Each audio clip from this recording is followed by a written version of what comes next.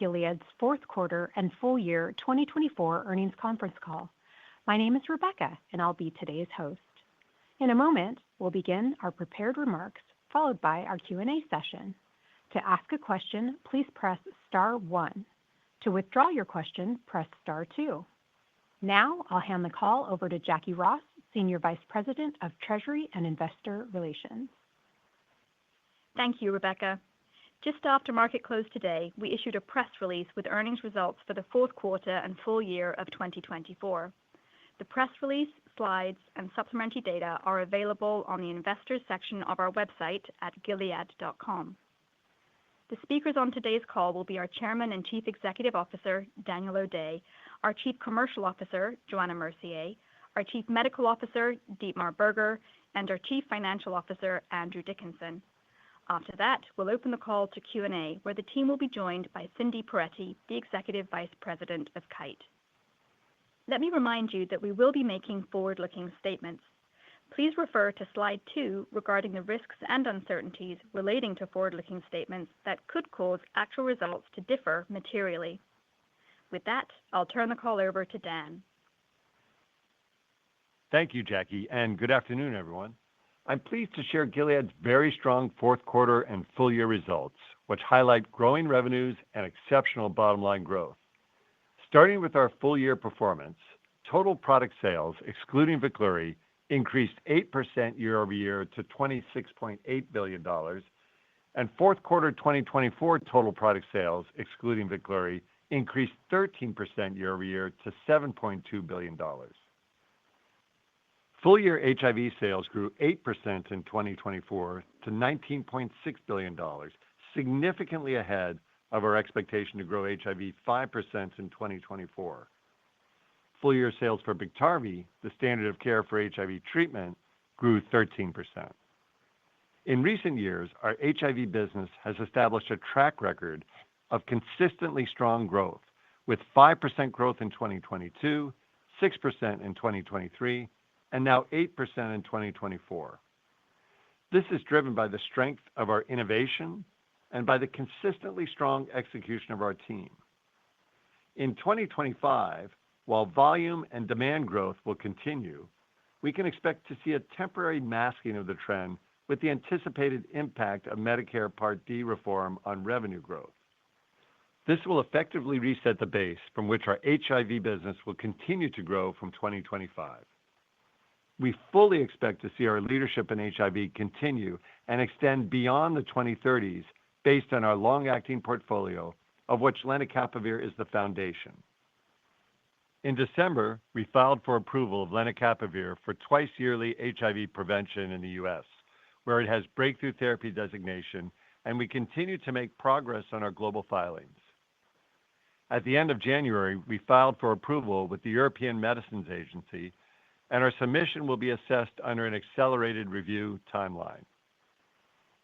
Given the unprecedented efficacy in the phase 3 Purpose 1 and Purpose 2 trials and the significant potential that exists in HIV prevention, we are looking forward to delivering on this global opportunity in 2025 and beyond. As we shared at our HIV Analyst Day in December, we have a broad and unmatched clinical program for both HIV treatment and prevention that builds on what we currently offer with Biktarvy and Descovy. We expect to deliver up to 7 potential new HIV treatment options and 2 prevention options before the end of 2033, including new daily, weekly, and monthly orals, as well as quarterly and twice-yearly injectables. We look forward to sharing a number of HIV clinical updates this year, including updates from Artistry-1 in people with HIV on complex regimens, and the phase 2 portion of our Wonders-1 trial evaluating a potential once-weekly HIV treatment option. Moving to inflammation, the fourth quarter of 2024 was the first full quarter since commercial launch for Livdelzi in the United States, and we are extremely pleased with the results.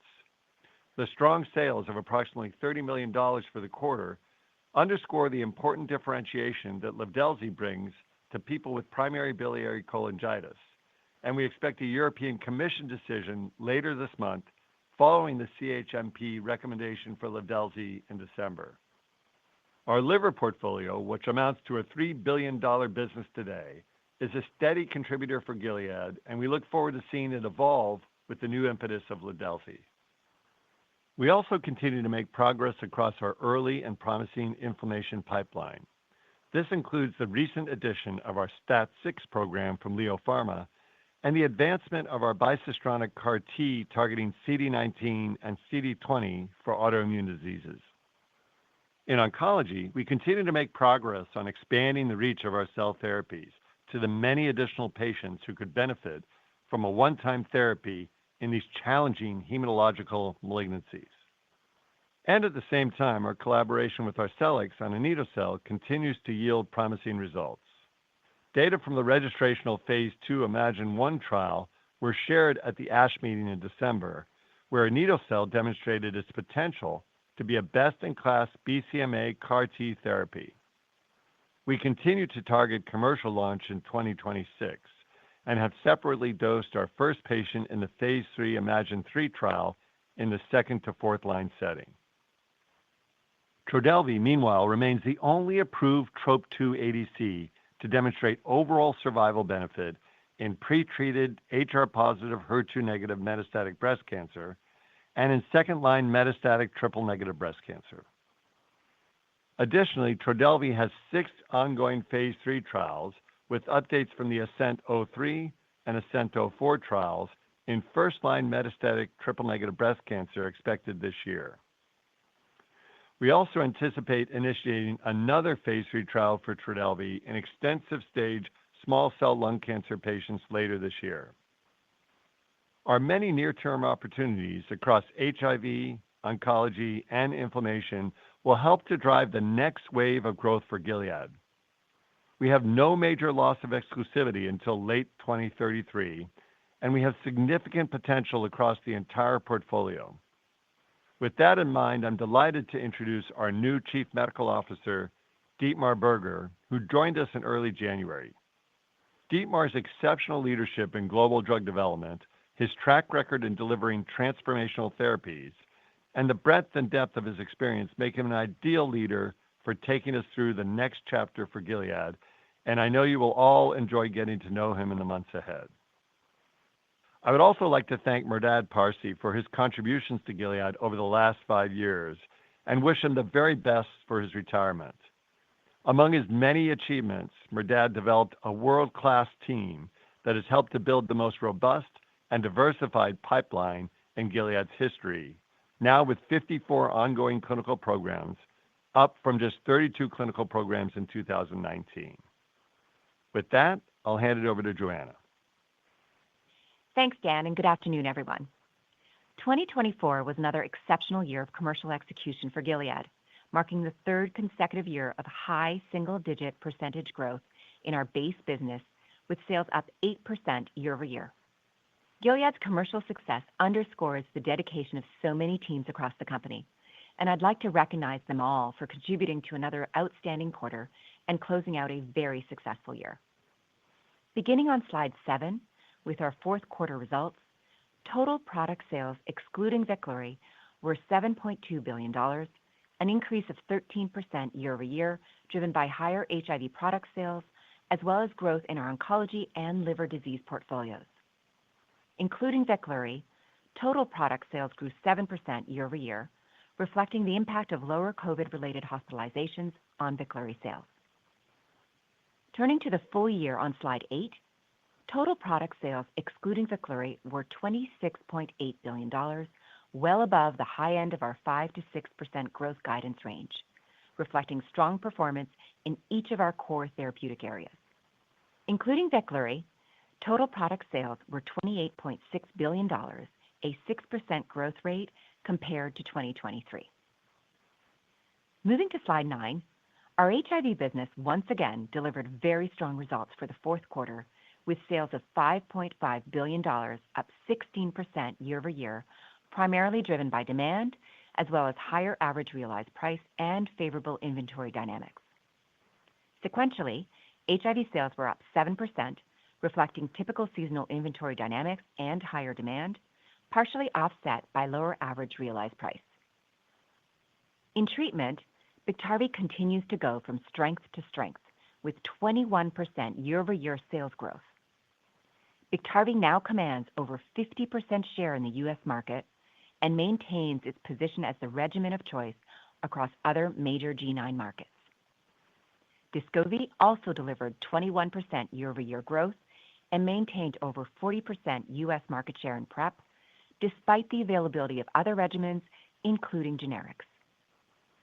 As a reminder, PrEP accounts for the majority of Descovy revenues.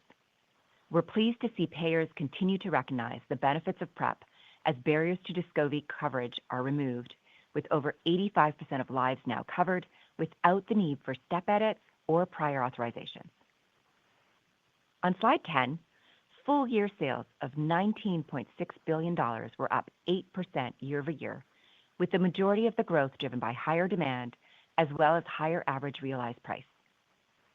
More broadly, the HIV treatment market grew around 3% in 2024, consistent with our expectations of 2 to 3% market growth annually. In prevention, market growth accelerated and increased over 16% year-over-year in the fourth quarter, highlighting growing demand for HIV prevention options, which is particularly exciting to see ahead of our potential launch of lenacapavir for prevention in the summer. Preparation activities for the U.S. launch are well underway, and we have also recently submitted marketing authorization applications to the European Medicines Agency for lenacapavir for PrEP across the EU. We can't wait to make this unique prevention option available as we look to redefine the PrEP market in the years ahead. On slide 11, we highlight the impact of the 2025 transition to the new Medicare Part D model. As a reminder, the changes include, first, the requirement that manufacturers provide discounts towards the cost of drugs for Medicare patients during the initial coverage and catastrophic phases. And second, the introduction of manufacturer discounts for people who qualify for the Low Income Subsidy Program, or LIS. This population is disproportionately impacted by HIV, hence this impact on our business due to the larger cost-sharing obligations. As these changes are implemented, our 2025 revenue will be impacted by approximately $1.1 billion, of which almost $900 million is in HIV. As a result, and consistent with prior updates, we expect HIV revenue to be roughly flat in 2025, masking the robust demand-led volume growth that we've seen consistently over the last several years in HIV and expect to continue through 2025 and into 2026 and beyond. Excluding this Medicare transition and FX headwinds, our expected HIV revenue growth in 2025 would have been at least 5%, reflecting our continued expectations for strong, demand-led volume growth, but offset in part by less favorable pricing assumptions due to channel mix. With regards to the first quarter of 2025 specifically, we'll remind you to expect the normal HIV seasonal inventory drawdown, as well as the impact of the reset of patient copays and deductibles on average realized price and market growth. Combined with the projected IRA impact, we expect HIV revenue to decline in the mid-teen percentage range quarter over quarter compared to the very strong revenue delivered in the fourth quarter. Overall, performance of both Biktarvy and Descovy for both the quarter and full year highlight Gilead's unparalleled position in the HIV market, both in terms of the clinical profile of our therapies as well as our best-in-class HIV commercialization team. Moving to liver disease on slide 12, fourth quarter sales of $719 million were up 4% year-over-year, reflecting our strong launch of Livdelzi in PBC and increased demand for HBV and HDV products, partially offset by lower HCV sales due to fewer patient starts. Sequentially, sales were down 2%, primarily driven by lower HCV sales due to lower average realized price and the timing of purchases, partially offset by higher sales in PBC and HBV. Full-year sales of $3 billion were up 9% year-over-year, primarily driven by higher demand across our liver disease portfolio. Viral hepatitis remains an important, steady contributor to Gilead's revenue, with our products maintaining leading share across major markets. I'm also pleased to provide an update on the early launch progress of Livdelzi on slide 13, which received accelerated approval in the U.S. in August for the treatment of PBC. In its first full quarter of commercial availability, Livdelzi sales were $30 million, with demand outpacing our expectations and strong early brand share. As the only approved therapy with statistically significant improvements in both ALP and pruritus, as well as a demonstrated safety profile, we are excited to see how this positive launch momentum evolves in 2025.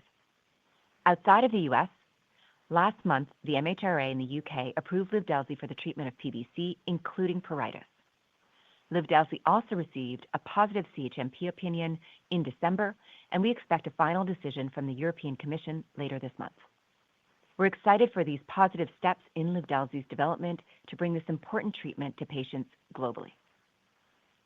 Moving to slide 14, Veklury fourth quarter sales of $337 million were down 53% year-over-year and 51% sequentially, primarily due to lower rates of COVID-19 hospitalizations and typical of the quarterly variability we've seen with COVID-19. Full-year sales were $1.8 billion, down 18% from 2023 and in line with our expectations. Moving to oncology on slide 15, full-year sales of $3.3 billion increased 12% year-over-year, reflecting our growing presence in this area of high unmet need, and we're proud to have treated over 80,000 patients to date across Trodelvy and our cell therapies. On slide 16, fourth quarter Trodelvy sales of $355 million increased 19% year-over-year and 7% sequentially, with full-year sales increasing 24% year-over-year to $1.3 billion. Year-over-year growth for both periods reflected higher demand in all regions, highlighting the important role of Trodelvy in metastatic breast cancers, including in second-line metastatic triple-negative breast cancer, where it's a standard of care. In particular, Trodelvy continues to maintain market leadership in the metastatic triple-negative breast cancer setting across both the U.S. and Europe, and is approved in 55 markets. Combined with ongoing adoption in the pre-treated HR-positive HER2-negative metastatic breast cancer setting, we are pleased to see continued growing demand for Trodelvy. Moving to cell therapy on slide 17, and on behalf of Cindy and the Kite team, full-year sales of $2 billion and over 7,000 patients treated in 2024 demonstrate Kite's continued leadership in CAR-T. As expected, the fourth quarter cell therapy sales of $488 million were flat on a sequential basis and up 5% year-over-year, reflecting the continued challenging competitive dynamics in the U.S. and in Europe. These headwinds include a number of new cell therapy launches across indications both in the U.S. and outside the U.S., in addition to a slower than targeted uptake of cell therapy as a class.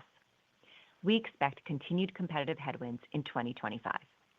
We are making progress on our goal to make cell therapies available to large integrated community oncology practices in the U.S. This involves addressing some of the hurdles for these networks to begin CAR-T treatments, including that CAR-T sites often need to be accredited by the Foundation for the Accreditation of Cellular Therapy, or FACT, often enabling wider commercial reimbursement. We are working with industry groups and other manufacturers to address barriers through policy reform and exploring accreditation with groups like FACT. We look forward to sharing our progress with you in future quarters.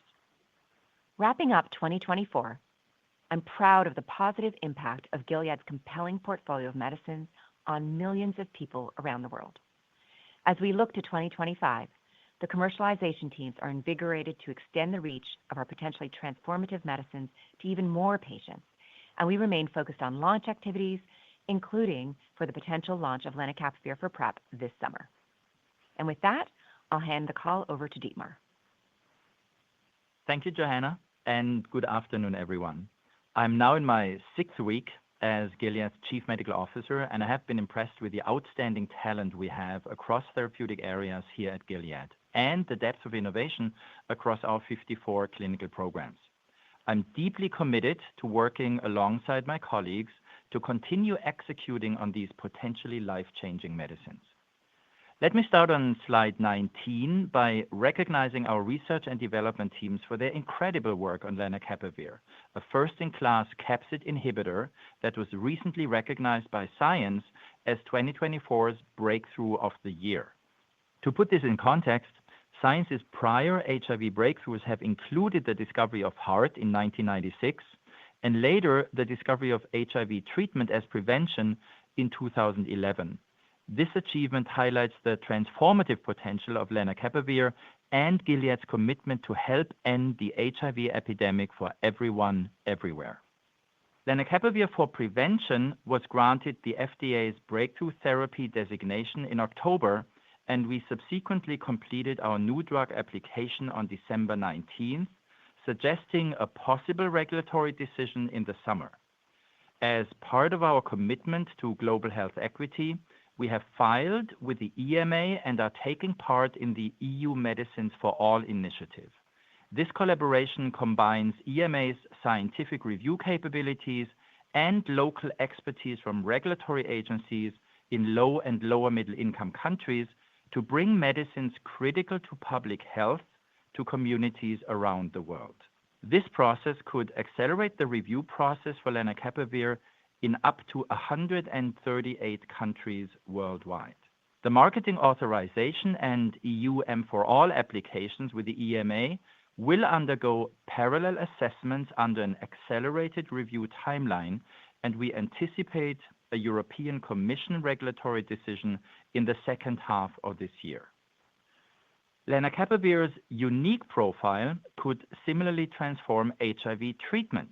On slide 20, I highlight that we are developing 7 potential new treatments using lenacapavir or lenacapavir prodrug-based combinations for new daily, weekly, monthly, quarterly, and twice-yearly treatment options. In 2025, we expect to share an update from the phase 2 WONDERS-1 trial evaluating the combination of GS-1720 and GS-4182 as a once-weekly treatment regimen for virologically suppressed people with HIV, and an update from our phase 3 ARTISTRY-1 trial evaluating once-daily bictegravir in combination with lenacapavir for virologically suppressed treatment-experienced people with HIV. This medicine could serve as the first single-tablet regimen for the 6 to 8% of people with HIV on complex regimens, or in other words, for people whose HIV cannot be adequately suppressed on single-tablet regimens available today. Moving to liver disease on slide 21, the MHRA recently granted Livdelzi marketing authorization in the UK as a treatment for primary biliary cholangitis, or PBC, including related pruritus. In December, we received a positive CHMP opinion for seladelpar, and we're excited to potentially bring the first and only PBC treatment shown to significantly reduce alkaline phosphatase, or ALP, and PBC-related itch to the rest of Europe. With that said, seladelpar's clinical development is far from complete. We continue to make progress on the confirmatory phase 3b/4 AFFIRM trial designed to support a full FDA approval. Further, many PBC patients on ursodeoxycholic acid have ALP improvement but do not normalize ALP, which is increasingly appreciated as a treatment goal. Patients with a persistent elevation of ALP but whose ALP levels are not above the threshold of 1.67 times the upper limit of normal have historically not been studied in clinical trials of new second-line agents. We are enrolling these patients into our phase 3 IDEAL trial with the hopes of demonstrating seladelpar's capacity to normalize biochemical markers of disease activity in this previously understudied patient population with incomplete control of ALP levels. Moving to oncology on slide 22, we remain focused on clinical execution of our 8 ongoing phase 3 programs for Trodelvy and domvanalimab across 5 tumor types. This year, we anticipate providing updates from the phase 3 ASCENT-03 trial evaluating Trodelvy in first-line metastatic triple-negative breast cancer patients who are not candidates for anti-PD-1 therapy in the first half of 2025. and from the phase 3 ASCENT-04 trial evaluating Trodelvy in combination with Merck's pembrolizumab in first-line PD-L1 positive metastatic triple-negative breast cancer patients in the second half of 2025. These trials could provide Trodelvy the opportunity to advance into the first-line setting for metastatic triple-negative breast cancer as early as 2026. Additionally, we have the phase 3 ASCENT-07 trial in chemotherapy-naive, hormone receptor-positive, HER2-negative metastatic breast cancer that completed enrollment in August of last year. In lung cancer, Trodelvy continues to be evaluated in combination with pembro in first-line PD-L1 high metastatic non-small cell lung cancer in the phase 3 EVOKE-03 study. Further, FDA has granted Trodelvy breakthrough therapy designation for extensive-stage small cell lung cancer patients whose disease progressed on or after platinum-based chemotherapy. Unfortunately, most small cell lung cancer cases are diagnosed in extensive stage given the aggressive nature of the disease, and median overall survival typically is between 8 and 12 months. In the small cell lung cancer cohort of the phase 2 TROPiCS-03 trial shared at World Lung last year, Trodelvy demonstrated a promising 13.6-month median overall survival. We plan to initiate the phase 3 EVOKE-SCLC trial in the first half of 2025. Moving to slide 23, and on behalf of Cindy and the Kite team, we shared several exciting updates during the ASH Congress in December. In particular, we presented preliminary results from the registrational phase 2 IMAGINE-1 trial evaluating anito-cel in fourth-line or later relapsed or refractory multiple myeloma, which we believe demonstrated competitive efficacy and safety data. Notably, in 86 efficacy evaluable patients with a median follow-up of 9.5 months, anito-cel demonstrated an overall response rate of 97%, with complete response of 62%, and we expect that the responses will likely deepen over time. Minimal residual disease negativity was achieved in 93% of evaluable patients. Anito-cel's safety profile was generally manageable, and as of the ASH presentation, no delayed neurotoxicities have been observed across the more than 150 patients dosed in anito-cel trials, including no Parkinsonism, no cranial nerve palsies, and no Guillain-Barré syndrome. We remain confident in the potential for anito-cel to deliver a best-in-class profile, supported by the efficacy and safety data seen to date, as well as Kite's globally leading manufacturing capabilities, and continue to target 2026 for a commercial launch. We expect to provide further data from IMAGINE-1 during the course of 2025. As we announced in December, the phase 3 IMAGINE-3 trial in second to fourth line relapsed or refractory multiple myeloma has dosed its first patients, and we look forward to providing an update on anito-cel's progress in due course. Additionally, we shared updates on Yescarta and Tecartus, which included follow-up from the ZUMA-5 trial evaluating Yescarta in relapsed or refractory non-Hodgkin's lymphoma, demonstrating a 69% overall survival rate at 5 years of follow-up. Yescarta and Tecartus continue to demonstrate durable responses and long-term overall survival that support their curative potential. We are also pleased to announce that Kite has now filed an IND application with FDA to evaluate KITE-363 in autoimmune conditions. As a reminder, KITE-363 is a bicistronic CAR-T product that targets both CD19 and CD20, and each CAR has its own distinct co-stimulatory domain. We believe cell therapy has great potential in meeting the substantial unmet needs of this large patient population, and we are excited to begin our clinical work. We will share more information when available.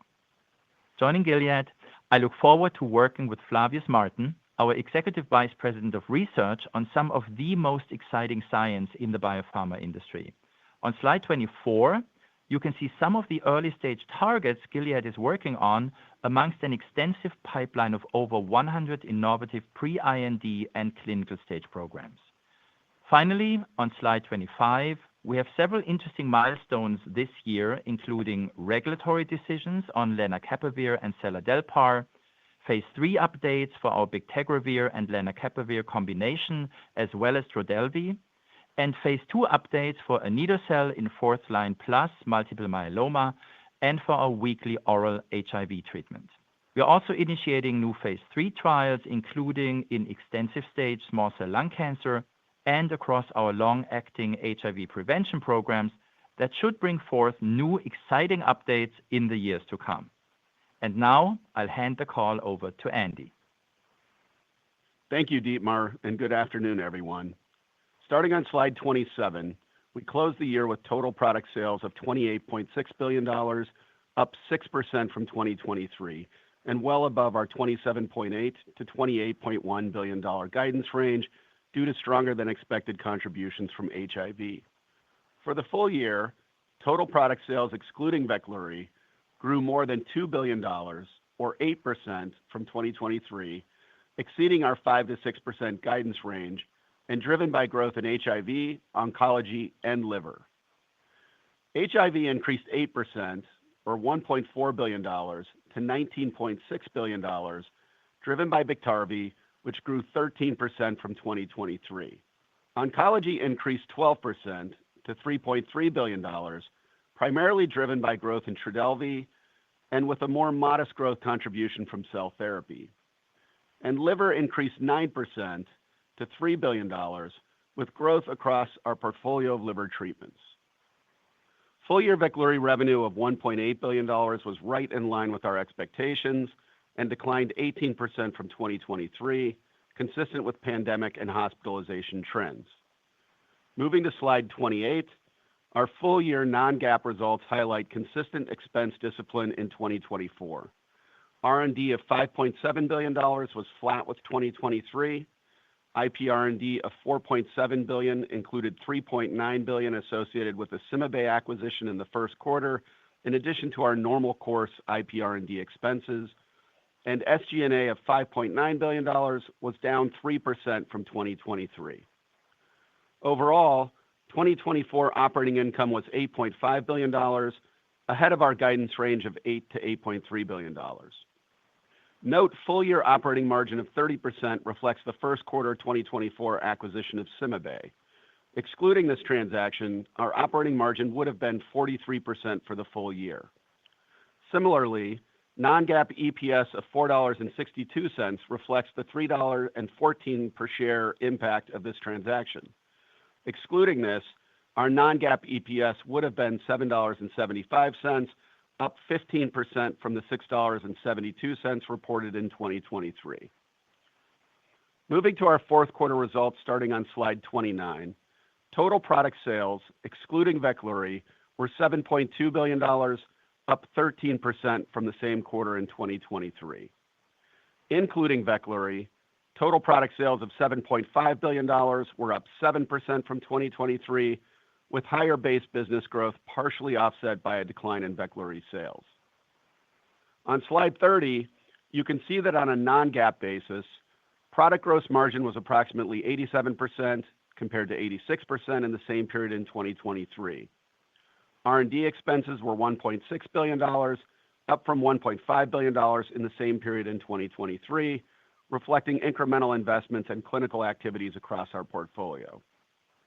Acquired IP R&D was negative $11 million, reflecting expenses related to the Terray and Tubulis collaborations, offset by a favorable adjustment related to the CymaBay acquisition.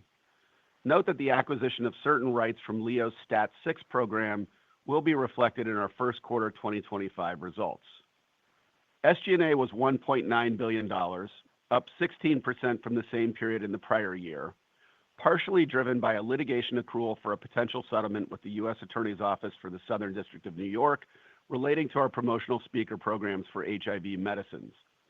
Additionally, there was higher sales and marketing spending, including launch preparation activities for lenacapavir for HIV prevention, as well as for Livdelzi for PBC.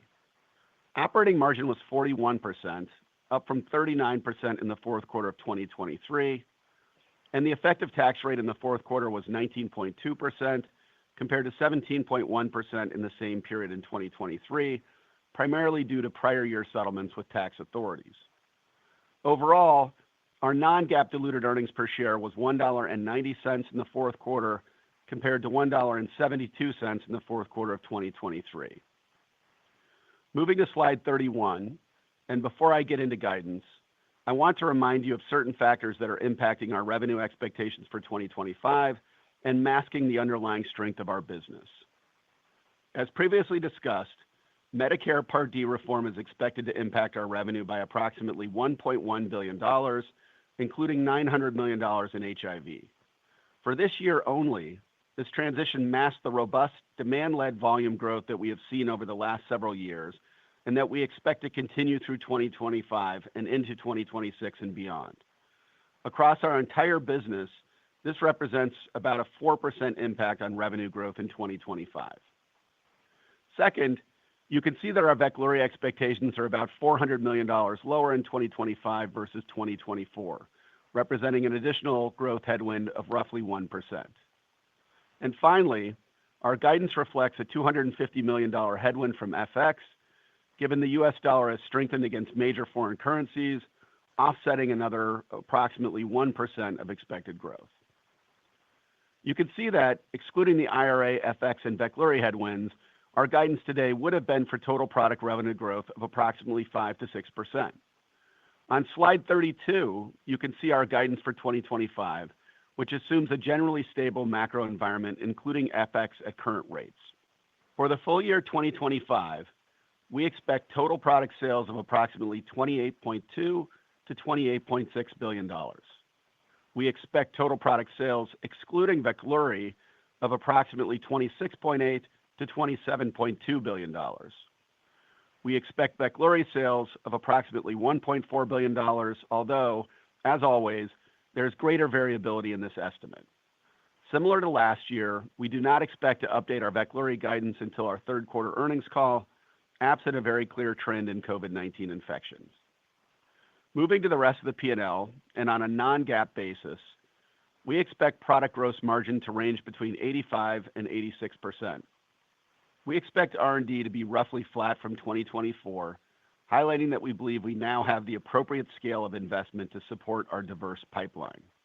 We expect acquired IP R&D to be approximately $400 million and includes roughly $250 million associated with the acquisition of Leo Pharma's STAT6 program announced in January. The remaining $150 million we are guiding to today reflects known commitments and expected milestone payments. Consistent with our approach over the last 2 years, we will highlight incremental acquired IP R&D expenses as we announce new transactions and update our guidance each quarter. And finally, we expect SG&A to decline by a high single-digit percentage compared to 2024. Excluding the litigation accrual in 2024, our SG&A would decline a mid-single-digit percentage in 2025, reflecting our ongoing commitment to operating expense discipline. As a result, we expect our operating income for 2025 to be between $12.7 billion and $13.2 billion. We expect our effective tax rate to be approximately 19%. And finally, we expect our non-GAAP diluted EPS to be between $7.70 and $8.10 for the full year, and GAAP diluted EPS to be between $5.95 and $6.35. As a reminder, for the first quarter of 2025, we expect HIV revenue to decline in the mid-teen percentage range compared to the very strong revenue delivered in the fourth quarter due to both normal inventory drawdown in the first quarter coupled with the IRA headwind. Moving to capital allocation on slide 33, our priorities have not changed. In 2024, we returned $5.1 billion to shareholders. This included $3.9 billion in dividend payments and $1.2 billion in share repurchases. For 2025, we announced today a 2.6% increase in our quarterly cash dividend to 79 cents per share, and we remain committed to growing our dividend over time. You can also expect to see continued investments in our business, both internally and externally, through select partnerships and business development transactions. Finally, we will continue to utilize share repurchases to offset equity dilution, as well as additional repurchases on an opportunistic basis. With that, I'll invite Rebecca to begin the Q&A. Thank you, Andy. At this time, we'll invite your questions. We ask that you be courteous and please limit yourself to one question so that we can get to as many analysts as possible during today's call. To ask a question, please press star 1.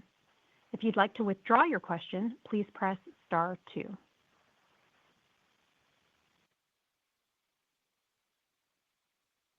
Our first question comes from Geoff Meacham at Citigroup. Jeff, go ahead. Your line is open. Great. Thank you. Afternoon, guys. In HIV, I know you guys are looking at LEN and PrEP to be a big growth driver over time, but I wanted to ask about the HIV treatment setting. I guess the question is, do you guys view all the different LEN treatment options that you detail on slide 20 as eventually replacing Biktarvy? I wasn't sure how you're thinking about what the best approach is for life cycle management and even prior to the Biktarvy LOE. Thank you. Jeff, let me just welcome everybody to the call again. I'll just turn it over to Joanna, and I'll just ask the speakers as they respond to questions to just introduce themselves. So, Joanna, over to you. Hi, it's Joanna. Well, you don't have to do it on that. I was kidding. Hi, Jeff. Thanks for the question. Listen, absolutely. Our strategy is definitely an opportunity to just make sure that we meet the patient needs. And that is really, now that Biktarvy has set the standard of care for HIV treatment, we believe that, the only thing that's left is looking at long-acting orals or long-acting injectables. And so we will have an opportunity as we think about the Biklen daily oral to two weekly orals, and then potentially even a little bit longer term with the 6-month layers or whatnot, have an opportunity to look at the marketplace, and it automatically will erode some of the Biktarvy shares, right? As you think about a share of over 50% as the market leader, there will be opportunities for us to think about as a total Gilead portfolio well prior to the LOE in late 2033 of Biktarvy. So there's a lot of optionality here as we think about what's to come, and there will be opportunities as long as for us, it hits the standard of care that Biktarvy set, plus brings optionality for patients with the long-acting administration. Our next question comes from Terence Flynn at Morgan Stanley. Terence, go ahead. Your line is open. Great. Thanks so much for taking the question. Just a two-part on guidance. Just wanted to understand what is included, if anything at all, for LEN for PrEP in the 25 revenue guide. And then, it's great to see the margin expansion coming through again in 25 here. And based on your comments, Andy, I'm assuming we should assume that this is kind of the steady state level as we think about the forward into 26 as well, but just wanted to check there. But thanks so much. Yeah, Terence, it's Andy. Thanks for the question. Look, in terms of lenacapavir, we're assuming a launch mid-year, as we've said. Joanna has said consistently that we expect to have meaningful access, and the access will build over time. Obviously, at launch, you're working on adding to your access as quickly as possible. So I think after 6 months, we expect to have 75% access in the U.S. and well north of that after 9 months and then a year. But we are assuming a launch in the middle of the year. But beyond that, I don't think there's much that we can say at this point in time. In terms of the expenses, you're absolutely right. I mean, we saw very strong expense control in 2024. Despite, I will also highlight, when you look at 24, there were a couple of unexpected items at the beginning of the year that actually increased our expenses. One of them is the litigation reserve that I highlighted in our prepared remarks that you saw in the fourth quarter. The second, of course, are all the operating expenses that related to the Livdelzi acquisition that we absorbed throughout the year. So even with that, you saw incredibly strong expense control throughout the year, and you see in our guidance that we expect to carry that forward in 25. So the last thing I'll say to your question is that we have said we are targeting holding our expenses relatively flat for the foreseeable future and letting the leverage in our model drop to the bottom line, and that has not changed. We, of course, will provide more specific guidance on what that means for 26 and 27 when we get there. But it's a great start to the year, and look forward to updating you as we progress. Our next question comes from Tim Anderson at Bank of America. Tim, go ahead. Your line is open. Thank you for the question. Lenacapavir and PrEP. So as we approach launch, concerns sometimes start to build whether consensus could be too high, relative to what the product could actually deliver in their initial few quarters after launch. So in as much as you've looked at consensus, any comment on what you see, or perhaps you can just refresh us on the ramp dynamics we need to consider. I know you just talked about access as one of those. And will this be a fast, a slow, a medium-paced launch? Any benchmarks for similar launches you'd like to point us to? Sure. It's Joanna. I'll take that question, Tim. So as you know, we're very excited about the potential launch of lenacapavir this summer. We don't give product-specific guidance, so I can't help you there. What I can tell you is in line with what Andy was saying about access. We do think access will ramp up, but it doesn't mean there won't be access until 6 months, right? Access will play out over the next few months of a launch. We're assuming about 75% or so access by 6 months, maybe about 90% by 12 months. We also think the administration, because this is an injectable, it's going to have to go through specialty pharmacy or a buy and bill model. So that might just, take a little bit of time in the first early months to make sure we ramp up for that administration. But we feel incredibly confident that lenacapavir is going to have an impact in our communities in 2025, and obviously even more meaningful in 26 and beyond. Our next question comes from Umer Raffat at Evercore ISI. Go ahead. Your line is open. Hi, guys. Thanks for taking my question, and huge congratulations to Dietmar on joining. I wanted to focus very briefly on some of the anito-cel data you guys have shared. Obviously, a ton of very good color on the non-ICANS side. I thought I would focus for a quick second on ICANS, more specifically, the 9 cases of ICANS that happened in the Imagine-1 trial. And my question is, how many of those 9 cases of ICANS had tremors, bradykinesia, or any other motor dysfunction? And did any of the cases happen more than a couple of weeks after the administration? Thank you. Thanks, Umer. This is Cindy Peretti for the question. I'm not going to be able to answer probably at the level of detail you're looking for each one of those ICANS, and I know we can come back with you, but we did not see cases of tremors in those patients, and I can come back on the other 2. Our next question comes from Michael Yee at Jefferies. Go ahead. Your line is open. Great, thanks. Looking ahead to the approval of Len for PrEP, can you just comment about your recent interactions with the FDA and the perspective of the FDA and HHS with the incoming administration with the U.S., and that there should be no issues with a fast approval? And simultaneously in Europe, that has never really gained significant revenue. So you highlight that as an approval, and do you somehow see that reimbursement is going to be different there? Thank you. We'll just start and hand it over to either Joanna or Dietmar. Thanks, Michael, for the question. Everything is on track for the lenacapavir for PrEP interactions with the agency and HHS. So we're continuing all preparation accordingly and getting ready for the approval this summer, as we discussed before. On Europe, I don't know, is that more of a marketing question? Yeah, it's more of a commercial question. I would just add, we also got breakthrough designation from the FDA in the U.S. for lenacapavir. And so we're excited about the potential for this launch this summer.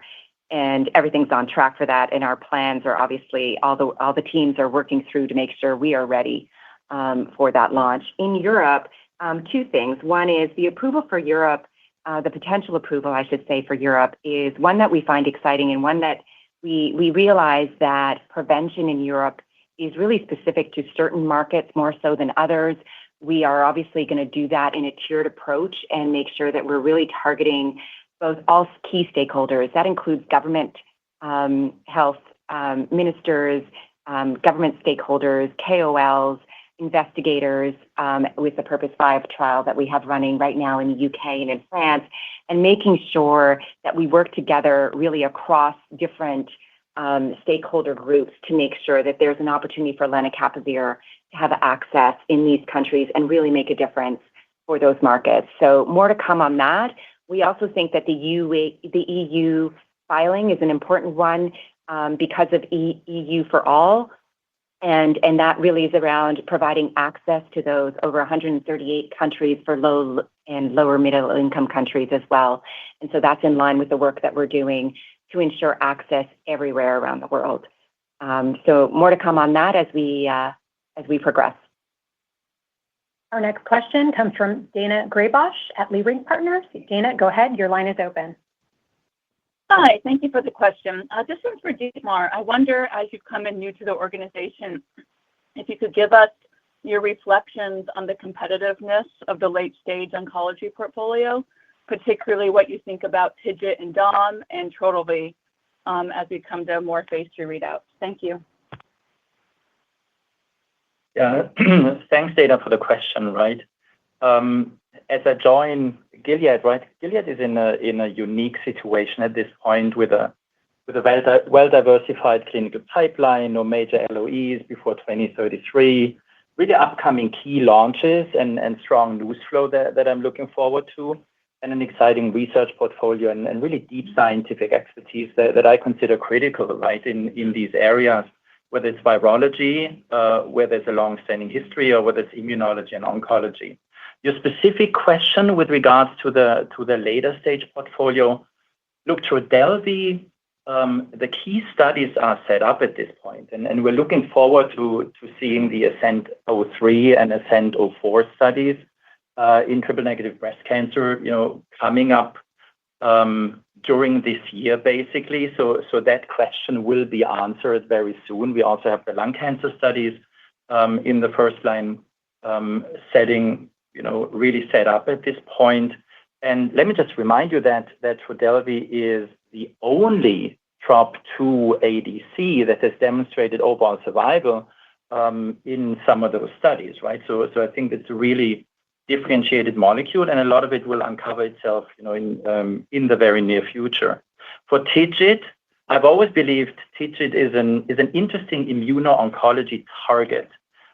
There's potential for differentiation given the fact that domvanalimab has the Fc-silent design. There were some encouraging early phase 2 data like the ARC-7, the ARC-10 study, the EDGE-Gastric study. But those were, of course, small early data sets. So again, we're awaiting the data. There are 2 ongoing phase 3 studies, STAR 121 and STAR 221, which really will define our path forward there. Our next question comes from Mohit at Wells Fargo. Mohit Bansal, your line is open. Great. Thank you very much for taking my question, and welcome, Dietmar, to Gilead. So my question is regarding the sales growth for HIV quarter over quarter. It seems like you're calling out favorable inventory dynamic year over year as well. So just wanted to understand, did you see more than normal inventory buildup in fourth quarter, because you're calling out year over year as well? Thank you. Thanks, Mohit. Joanna. So what we did see is obviously really strong demand in both the quarter over quarter as well as the full year on year Q4 over Q4 of the prior year.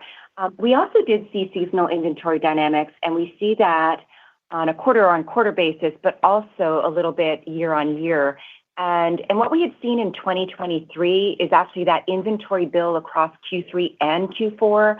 In 2024, we saw it heavily in Q4 instead of across 2 quarters. And so that's probably the biggest difference that we've seen from a year-on-year basis. But really, the number one driver across the board for HIV, first and foremost, has been that demand that has come through, namely on Biktarvy, but also Descovy. Our next question comes from Brian Abrams at RBC Capital Markets. Brian, go ahead. Your line is open. Hey, guys. Congratulations on the quarter. Thanks for taking my question. Maybe shifting gears to Livdelzi. I'm curious if you could elaborate a little bit more on what you're observing in terms of just use pattern, prescriber base, the types of patients where this early uptake is coming from, and maybe how we should at least qualitatively be thinking about the trajectory this year, just given the high demand you're seeing off the bat. Thanks. Sure. Thanks for the question, Brian. It's Joanna. Yeah, so with Livdelzi, we're really excited about how not only are we seeing the progression, but it's definitely exceeding our internal expectations. We've heard some really positive feedback on the differentiation of efficacy, but also safety, not just the ALP, but also just the overall biochemical response, the ALP normalization, and of course, the pruritus and the safety components to this. We are seeing strong, continuous week-over-week growth. And so that's creating momentum as we go into 2025. So we're very much looking forward to that. And I think it has a lot to do with the experience, the heritage that we have in liver, the credibility that we bring with key stakeholders. So very pleased about that. The payer access we're seeing is also in line with our expectations for rare disease. We're not seeing any major barriers to getting access for appropriate patients. To your question about what type of patients, obviously, these are second-line patients in line with our indication.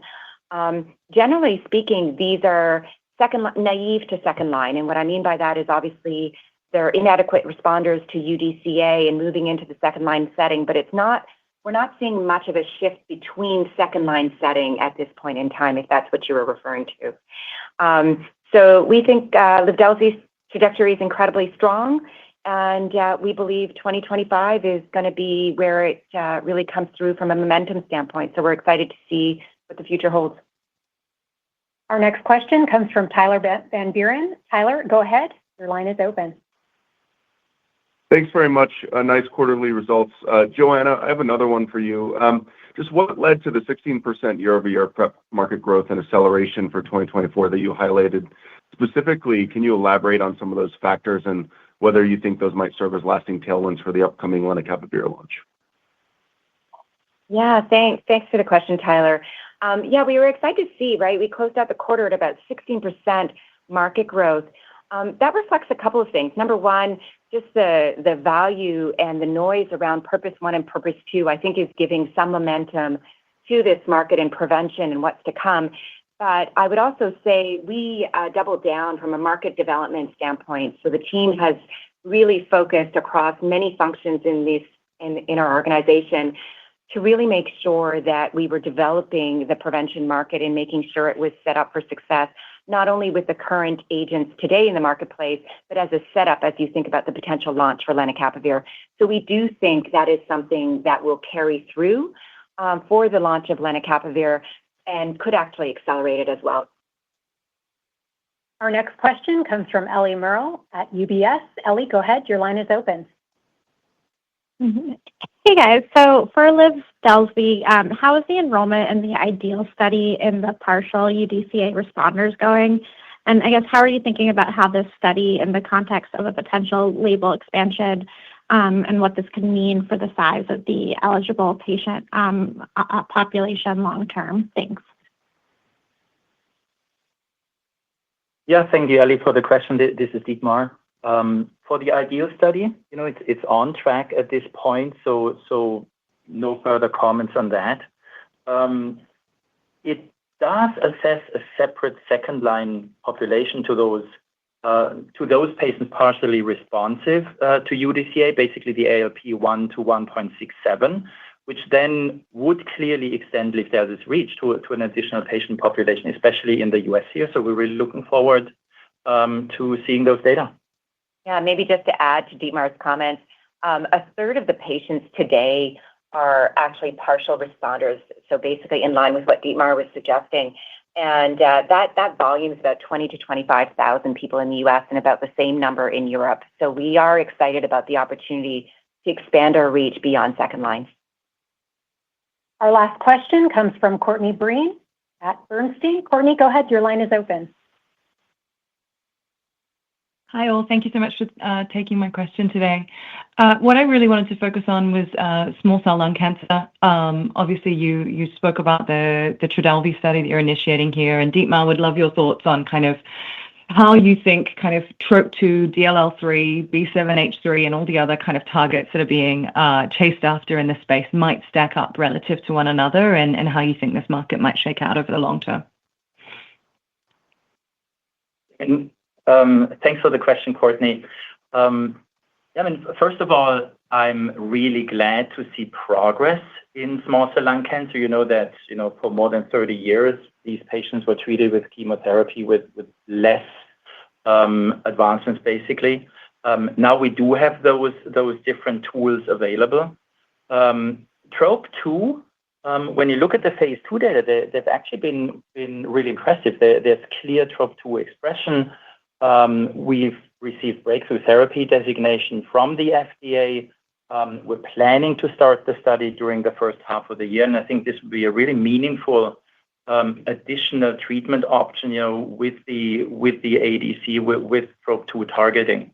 When you look at some of the other targets, I mean, obviously these are competitive. I hope they will be basically adding more also to the benefit for patients. I think TROP2 has the potential to be foundational in the second line setting here, and then we'll need to see the data there. There have been mixed data on B7H3, and DLL3 is certainly an interesting target also in the space. That completes the time that we have for questions. I'll now invite Dan to share any closing remarks. Thank you, Rebecca. I appreciate all of you joining today. Let me close by thanking the Gilead teams for another exceptionally strong quarter and for driving the momentum that we are carrying into 2025. The consistent revenue we've seen quarter after quarter and the strong demand across all three of our therapeutic areas is the foundation we are building from as we deliver on our potential in the months and years ahead. That potential comes from having the most robust and diverse pipeline in Gilead's history. And with recent and imminent launches across our therapeutic areas, no major LOEs on the horizon, and disciplined expense management, we're set to deepen impact for patients that we serve and deliver compelling returns for our shareholders. We look forward to updating you on our progress in the months ahead. And with that, I'll turn it back over to Jackie. Thank you, Dan, and thank you all for joining us today. One final housekeeping item. I can share that we are tentatively planning to release our first quarter 2025 earnings results on April 24th, 2025. Please note that this date is provisional and could be changed to accommodate scheduling conflicts that arise between now and then. As always, we will announce our confirmed date following the close of the quarter. We appreciate your continued interest in Gilead and look forward to updating you on our progress throughout 2025. Thank you.